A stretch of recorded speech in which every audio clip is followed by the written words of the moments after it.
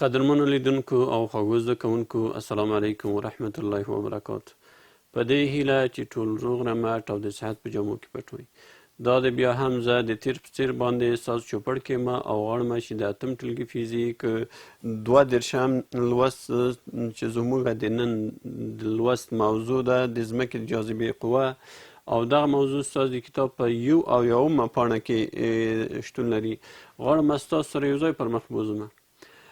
خوږو زده کوونکو د زموږ د درس موخه دا ده چې باید زده کوونکي د ځمکې د جاذبې په قوه باندې پوه شي چې ځمکه څنګه کولی شي خپل شان خپل لوري ته راکش کړي یا خپل لوري ته راکاږي. ګرانو زده کوونکو که په یاد ولرئ په تیر درس کې زموږ د درس موضوع د عمل او عکس العمل قوې. څنګه د عمل او عکس العمل قوې په کومو حالاتو کې او په کوم وخت کې هغه سره مساوي دي یا څنګه یې ټاکلی شو. د عمل او عکس العمل قوه څنګه موږ په لابراتوار کې یا په ټولګي کې هغه په اثبات رسولی شو. په هغې هکله مو هغه څه چې اړین وو هغه مو په تیر لوست کې په پوره روښانتیا سره واضح کړل او ومو ویل چې د عمل او عکس العمل قوه د تل لپاره مساوي وي لیکن لوری څنګه دی توپیر لري. او دا مو ویلي وو که چېرته موږ خپل لاس آهسته د میز په سر باندې ووهیو زموږ لاس کم درد کوي او که چېرته لاس یا خپل بوکس د میز په سر باندې په سختۍ سره ووهیو په ډېر قوه یعنې پې وارده کړو په لاس باندې چې تر څو د میز سر ته ټکان ورکړو. میز هم همدارنګه زیاته قوه زموږ په لاس باندې واردوي او زموږ د لاس درد ډېر احساسېږي. پس دې پایل ته راورسېدلو چې د عمل او عکس العمل قوې سره مساوي او جهتونه یا لوري یو د بل سره توپیر لري. خدای دې وکړي چې له هغه درسو څخه مو خوند اخیستی او هغه کورنۍ دنده چې تاسو ته سپارل شوې هغه مو په غور او دقت سره ترسره کړي وي. ګرانو زده کوونکو نن که د الله پاک خوښه وه انشاءالله د جاذبې د قوې په هکله به چې د ځمکې د جاذبې قوه څه ده په دې به په تفصیل سره خبرې کوو. باید ووایو چې تاسو په ورځني ژوند کې حتما کله کله داسې شان لکه توپ غوندې پورته اچولی دي او بیرته مو لاس ورته نیولی دی په خپل لاس کې نیسئ چې دغه کار د لوبو په لوبغالي کې ډېر تر سترګو کېږي. یعنې توپ پاس اچوو او بیرته توپ راځي زموږ په لاس ته راځي. ولې دا خپل حرکت ته خپل لوري ته ادامه نه ورکوي؟ ولې دا پاس نه دی؟ ولې هغه شان چې اوس که قلم دی زه پاس اچوم بیرته ولې دا قلم ځمکې خواته رالویږي؟ د دغه پوښتنو د ځواب لپاره به انشاءالله د درس تر پای پورې که تاسو ما سره مل واوسئ دې ته به مثبت ځوابونه پیدا کړو. ګرانو زده کوونکو د ځمکې د جاذبې قوه دا باید ووایو چې د لومړي ځل لپاره د نیوټن په واسطه کشف شوه. هغه داسې وه چې نیوټن د یوې ونې د مڼې د ونې لاندې ناست و او په همدې هکله یې فکر کوه چې د ځمکې جاذبې قوه داسې شی ده چې ویې کتل چې یوه مڼه د ونې څخه ځمکې خواته راولوېده. هغه د همغه څخه یوه انګیزه داسې ترلاسه کړه چې دا ځمکه د جذب قوه لري چې شان خپل ځان ته راکش کوي. که چېرته موږ او تاسو فکر وکړو د انسان وجود د انسان بدن هم د ځمکې د قوې په واسطه سره کش کېږي او هغه شان چې د موږ او تاسو په چاپېریال کې شتون لري هغه که درانه دي او که سپک دي په ټول باندې د ځمکې د جاذبې قوه عمل کوي او دا د ځمکې د جاذبې قوه په ټول باندې په مساوي ډول باندې عمل کوي. هغه ځان طرف ته راکاږي. یعنې که فکر وکړو په حقیقت کې ځمکه داسې ده لکه یو لوی مقناطیس. مقناطیس ته ورته والی ځکه لري چې مقناطیس هم که په یاد ولرئ په تېرو درسونو کې مو لوستي وو چې مقناطیس د دوو قطبونو لرونکی دی چې یو ته یې د شمال قطب ویل کي او بل ته یې د جنوب قطب ویل کي. همدارنګه ځمکه هم د دوو قطبونو لرونکې ده. یعنې ځمکه هم شمال او جنوب قطبونه لري همدغه څه باعث د دې شوي دي چې ځمکه لکه د مقناطیس په ډول باندې عمل کوي، ټول شیان خپلې خواته راکش کوي. پس باید ووایو چې ځمکه مقناطیس ته ورته عمل ترسره کوي، یعنی هغه شیان چې د ځمکې په چاپیر کې په شاوخوا کې شتون ولري هغه خپل ځان ته راکش کوي، چې همدغه ته د ځمکې د جاذبې قوه یا ګریویټي آف ارت ورته ویل کېږي. په انګلیسي کې ورته ویل شي ګریویټي of earth. Gravity of earth. په بخښنې سره دا سپیل کې دا مولای gravity of earth.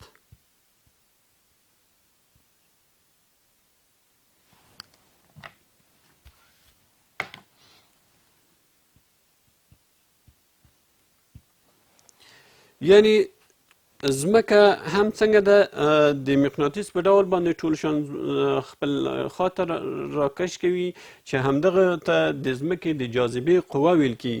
او د انګلیسي باندې دې ته انګلیسي کې ورته ګریویټي آف ارت ویلی شي، یعنی د علمي اصطلاح ګریویټي آف ارت ده، د ځمکې د جاذبې قوه.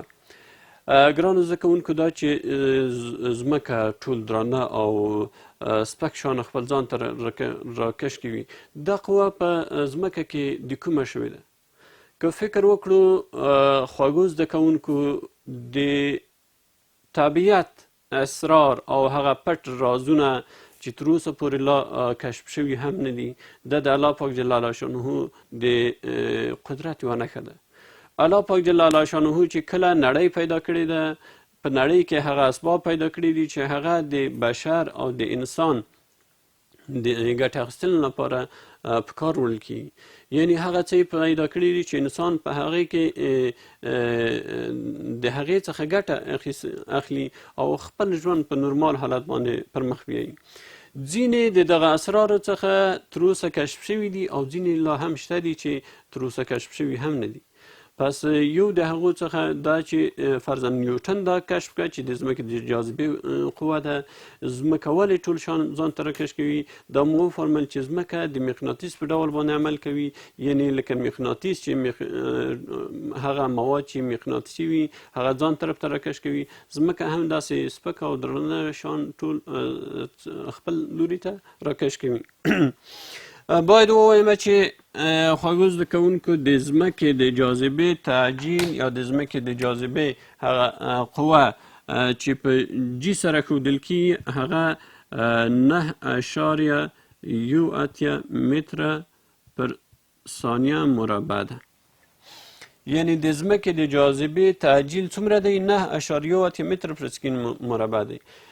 په دې معنا چې هر شی چې ځمکې خاطر په حرکت کې وي، ځمکې خاطر رالویږي، هغه په هره ثانیه کې د هغې سرعت په دغه اندازه باندې بدلون مومي. یعنی 9.18 متر پر ثانیه مربع باندې د هغې سرعت بدلون مومي. پس دغه د بحر په سطح باندې پیدا شوی دی، تقریبا دغه سنجول شوی دی د قیمتي، چې په نهم ټولګي کې انشاءالله دغه موضوع په پوره وضاحت سره به تاسو ولولئ، او په هغې کې د دو ثبوت هم کار شوی دی چې د 9.18 متر پر ثانیه مربع دا څه شی دی او دا قیمت د کومه شوی دی. دا په ډېر اسانۍ سره د آزمایښت په ترسره کولو سره کولی شو چې دغه قیمت لاسته راوړو او تاسو به انشاءالله په نهم ټولګي کې دا ولولئ. پس خواږو زده کوونکو، د دې ځای څخه باید ووایو چې ځمکه په هر څه باندې، که هغه سپک دي که هغه درانه دي، په هغې باندې قوه واردوي او خپل ځان طرف ته راکش کوي، چې همدغه ته د ځمکې د جاذبې کشش یا د ځمکې د جاذبې قوه ویل کېږي. خواږو زده کوونکو، باید ووایو چې د ځمکې د جاذبې کشش ته د جسم کتلې پورې هم اړه لري او څومره چې د ځمکې سطحې ته نږدې کېږي دغه کشش ډېر عمل کوي، دغه قوه ډېر عمل کوي او څومره چې د ځمکې د سطحې څخه لوړېږي یا د ځمکې د سطحې څخه موږ جګېږو دغه قوه کمیږي. بالاخره داسې ځای ته به رسېږي چې هلته به صفر کېږي. یعنې که فضانوردان موږ وګورو یا هغه کسان چې فضا ته سفر کوي هغه داسې حالت ته رسېږي چې د ځمکې د کرې څخه یا د ځمکې د سطحې څخه دوی لرې کېږي، داسې ځای ته رسېږي چې هلته اصلا د ځمکې د جاذبې قوه عمل نه کوي. دوی په ازاده ډول باندې په فضا کې حرکت کولی شي او هغه قوه چې په دوی باندې د ځمکې پر سطح باندې واردېږي هغه به هلته شتون ونه لري. یعنې هغه دوی کولی شي هر لوري ته په هر ډول باندې حرکت وکړي چې هغلته د ځمکې د جاذبې قوې د ساحې څخه وتلي دي. پس باید ووایو چې ځمکه هر شی خپل مرکز ته خپل لوري ته راکش کوي چې همدغه ته د ځمکې د جاذبې قوه ویل کېږي او دا چې د ځمکې د جاذبې قوه 9.1 متره پر ثانیه مربع ده یا لیکلی شو چې داسې هم ولیکو 9.1 متر ضرب ثانیه پر توان د -2 په ځینو کتابونو کې داسې هم لیکل کېږي چې د دې دواړو مفهوم یو شی دی او کوم توپیر نه لري. خدای دې وکړي چې له موضوع څخه مو خوند اخیستی وي او په دې تاسو پوه شوي وئ چې د ځمکې د جاذبې قوه څه شی ده او ولې ټول شیان ځان ته راکش کوي. باید ووایو په پایله کې چې دا د الله پاک جل الله شانه د خلقت او د هغې د الله پاک جل الله شانه د قدرت نښې دي چې هغه څه په طبیعت کې پیدا کړي دي چې هغې ته بشر اړتیا لري او بشر په ورځني ژوند کې د هغې څخه ګټه اخلي. پس خدای دې وکړي چې په موضوع باندې ښه پوه شوي وئ. د لا ښه پوهاوي لپاره تاسو باید د ځمکې د جاذبې په هکله باندې په خپلو کتابچو کې 3 سطره یا 3 کرښې معلومات راټول کړئ له کتابو څخه چې ته 3 کرښو کم نه وي او کوم ډېر وکړی شوی به لا خوندوره وي. چې ته 3 کرښو کم نه وي هغه به ستاسو کورنۍ دنده وي. دا موضوع په ډیری کتابونو کې شتون لري. که هر کتاب راواخلئ او تاسو له کتاب څخه د معلومات راټول کړئ دغه به ستاسو کورنۍ دنده وي تر څو چې په دغه موضوع باندې لا ښه حاکم شئ. تر بیا چې تاسو چوپړ ته حاضر یم تاسو په لوی او بخښونکي خدای سپارم. ورځ مو نیکمرغه، ښې شېبې او ښه وخت ولرئ.